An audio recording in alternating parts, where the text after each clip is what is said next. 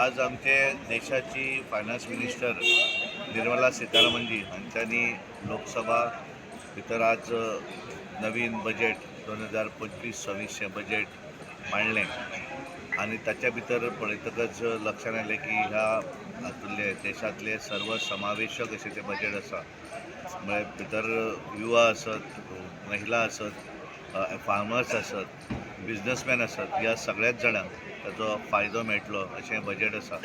आनी खास करून सगळ्यात म्हत्वाचें जें इन्कम टॅक्स लिमीट जें आशिल्लें तें 12 लाखाचेर व्हेल्लें आसा. वीथ स्टँडर्ड डिडक्शन जर केलें जाल्यार 12,75,000 आनी ताका लागून एक ताचो फायदो आसा. मिडल क्लासाक पसून ताचो फायदो मेळटलो. म्हळ्यार एखाद्याची इन्कम 1 लाख म्हयन्याक आसलें जाल्यार ताका तो टॅक्स लागचो ना आनी त्यामुळे तो एक दिलासादायक असो सगळ्याच लोकांक ताचो फायदो जातलो. आनी म्हणून आमच्या देशाचे पंतप्रधान नरेंद्र मोदीजीचें हांव अभिनंदन करता, तांकां धन्यवाद दिता, कारण तांच्यांनी बारीक मनशाक कसो फायदो जातलो तो पळयल्लें आसा. गोंयच्या दृश्टीन जर आमी विचार केलो जाल्यार टुरिजम सॅक्टरा भितर सुद्दां तांच्यांनी होम स्टे आसत, बाकीच्या सगळ्या हाका लागून ते बेनिफीट दिवप अशें ठरयल्लें आसा. ताचो फायदो जातलो.